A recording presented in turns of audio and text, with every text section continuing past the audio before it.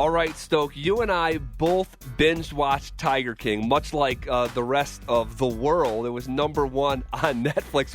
It really took the whole nation by storm. And when they asked us to do this video, they said, hey, at the very beginning, just sort of set up what the show is. And what an impossible task that is. Like, how can you ask me to try to summarize something that is unsummarizable, if that's a word? How long do we have? I mean, we don't have that much time. There's just no way that you can put all of what we saw and the Tiger King into a 10, 15-minute segment. It's just impossible to do. There's just so many twists and turns and so many different cast of characters. It's just impossible thing to do.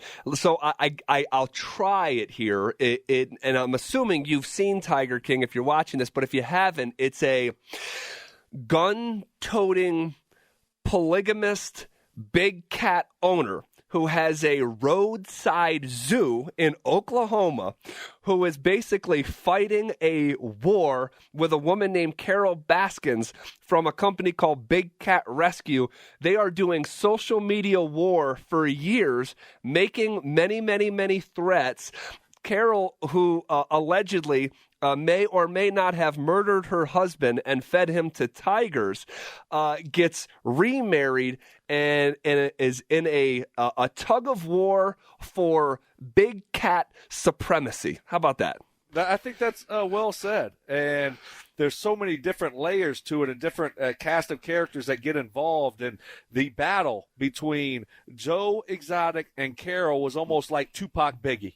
I mean, it was cutthroat. It was East Coast, West Coast. I mean, this is as bad as it gets in the animal world, and they were going at each other. And you really look at Joe Exotic and how he just kept escalating. And it was something that I think when you look at the situation, the cast of characters that worked at his zoo and their backgrounds. Oh, my gosh.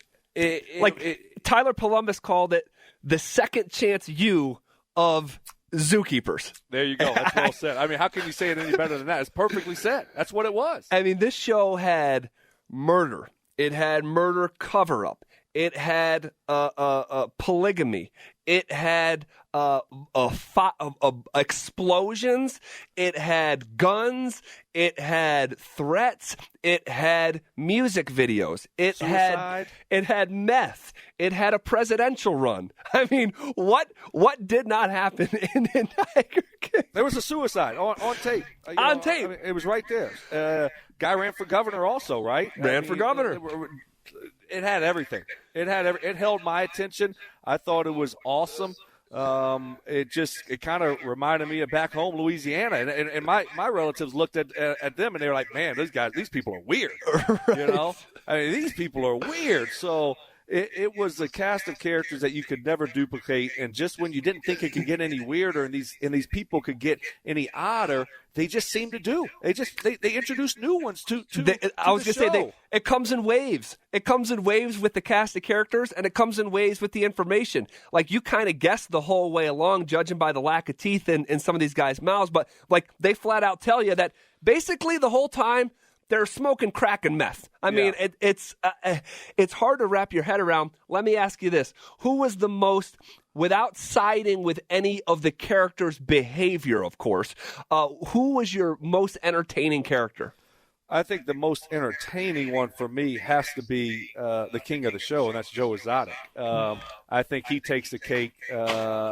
Look, you saw everything from where he started to where he ended up, and all in between, and just the different ranges of being so successful and then, going bankrupt and trying to claw back out and trying to figure things out, and just the whole thing. To me, it was captivating. It was he was the star of the show. Now, I mean, you can really pick any one of them.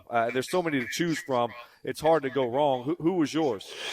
Well, it's hard to not say Joe Exotic. I mean, first, his name is Joe Exotic, so he is just a legend. I'll say, man, John Finley, the guy with the meth mouth that refuses to do an interview with a shirt on. Yes.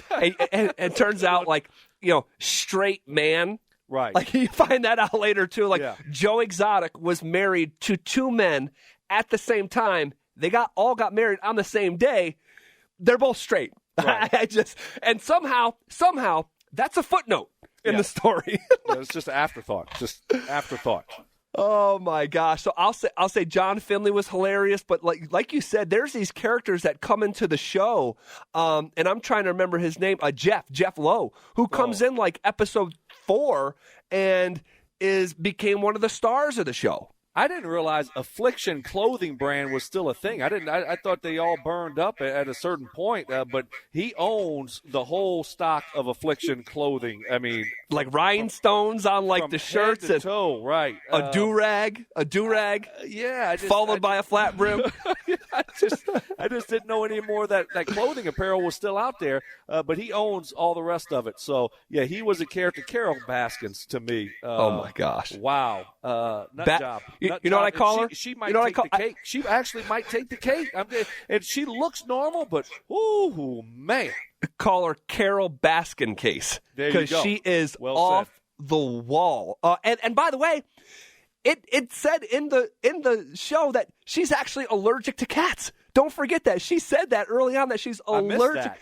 There's so much that flies under the radar because so much is going on. Like, Shaquille O'Neal went on TNT and said that he bought 2 tigers from Joe Exotic. Yeah. I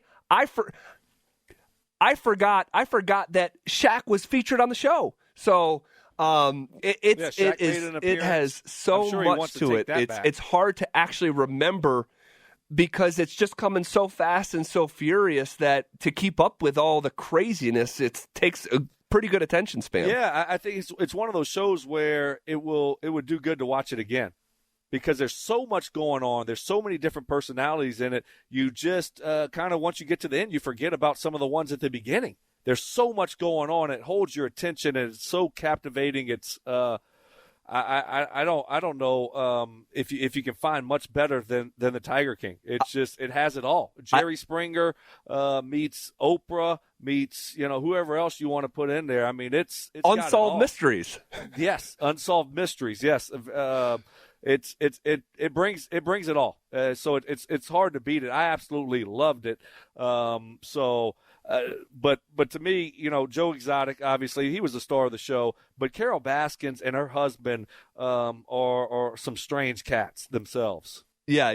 No pun intended. How does she get away doing what she's doing, but at the same time, she's pointing fingers elsewhere, and she's doing nothing but having people work for free for her, and she's taking in all this money. But it doesn't look like she's treating the animals any better than anybody else. I mean, they're held in captivity. I don't understand the rationale there, where she is like the golden girl, but everybody else is cast in a bad light. It's crazy, Stoke. Let me ask you this. What was your favorite moment of the show? I know that's a hard ask. I don't know about favorite moment because there was some disturbing stuff there. But I thought the oddest and strangest moment was at the funeral, and it was sad. The guy was killed himself, and Joe Exotic was up there giving his speech. I don't know what you want to call it. And he was talking just inappropriately about what he'd put in his face. On his face, the guy that died. And his mom's right there, and it looked like sisters maybe or something, relatives. I'm like, are you seriously saying that right now at this guy's funeral? You're talking about, how he would walk around and put whatever his stuff in your face. It's like, that is not the time and place. It's just so inappropriate. Didn't he sing a song? Didn't he sing a song too? I think he did sing a song. Yes, the singing, which I think we've come to find out that's not his real voice. I don't know. There's so many twists and turns. I think it was some other band. Milli Vanilli 2.0. Yes, some other country singers that have that voiced over for him. I don't know. There's so many different things. But the person that lost their arm, their arm, and then came back to work a few days later and just like, it's just part of the gig, and like, oh. And she was the most normal person on the show. Well, yeah. My favorite moment was the music video Here Kitty Kitty. Oh, where they hired a Carol Baskin double and Joe's just sitting about 12 feet behind her. You can't find this taste in the zoo. That was classic. Certainly, the music video. His, I don't know what he was doing, podcast or what exactly he was doing, but the things that he was saying on that thing is, you just can't say that type of thing when you're threatening people, and then he's taking next steps and really going about it, and whether he paid somebody to go down there and do it or not. But if you keep threatening somebody like that, and it's out there on the internet, sooner or later they're going to come for you. And he just made it too easy for them to eventually say, "We got you," and just start throwing a bunch of different charges at him, and then something was going to stick. So. He's not the brightest guy because he went about it the wrong way. And if you're going to say and do those things, you better stay clean and straight doing everything else. And certainly he didn't do that. All right, man. What a show. I mean, to keep up with it all, it's absolutely crazy. I think I may watch it again, and I'm not even kidding. I think so too. I think I might have to do that. What for you? What do you give it out of a 10? We'll be Siskel and Ebert here. Give me your score out of a 10. I'm actually going to give it a rare 10 because there was never one time during any of the 6 episodes where I didn't want more. There was not one time where I was like, this is getting whack. I'm going to punt on it. Not 1 second. It had me laughing uncontrollably. It had me disturbed at points. And every single episode, I would literally say outside to my wife, or say out loud to my wife, how is this real? How is this actually? How do we share space with people like that right here in our country? It's insane. Yeah, it's Zach. It's a 10, and it's a no-brainer 10. I give it a 10. I give it a 10. I mean, look, there's no doubt about it. I mean, it had everything you want. I mean, it really does. And I don't think if it can't hold your attention and just draw you in, you don't have a pulse. No. And the biggest ironic part about the whole thing is that all this guy wanted to do, it didn't matter if it was being a big cat zookeeper, didn't matter if it was running for president, it didn't matter if it was running for governor or trying to make a reality TV show. All Joe Exotic wanted was to be famous. Yep. And he, for about a 2-week period, is the biggest star in the world, and he's sitting in a Kit Kat.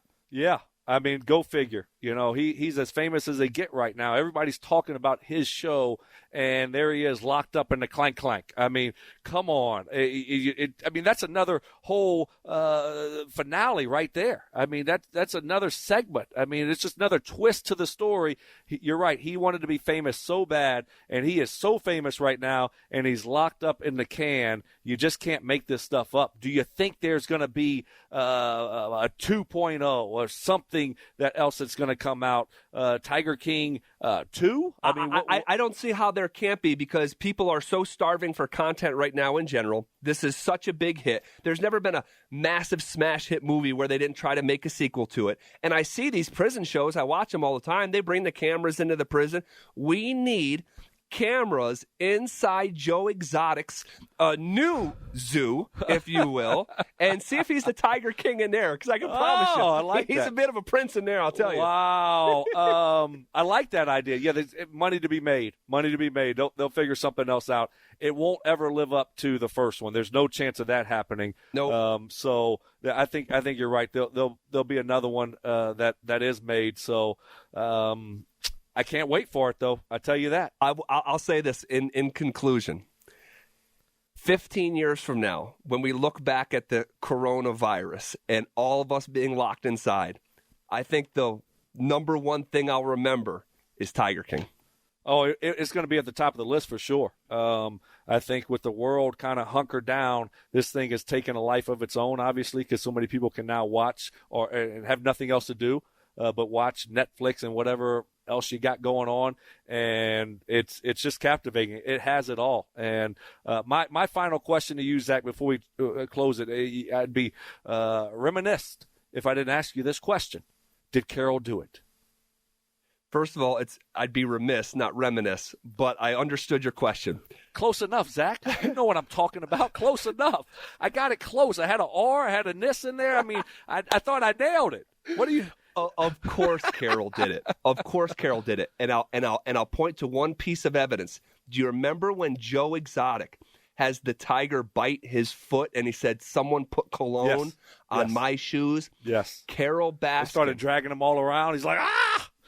He said, "Someone put cologne on my shoes." And Carol Baskin, in that same period of the filming, on her end says, there's only one thing that would make a tiger do that, and that's sardine oil. Right. He said, if you put sardine oil, a tiger will chew a human being to pieces. There you go. Makes you think. All right. Go watch Tiger King if you haven't. It's a 10, baby. It's a 10. It's a 10. Give it a 10.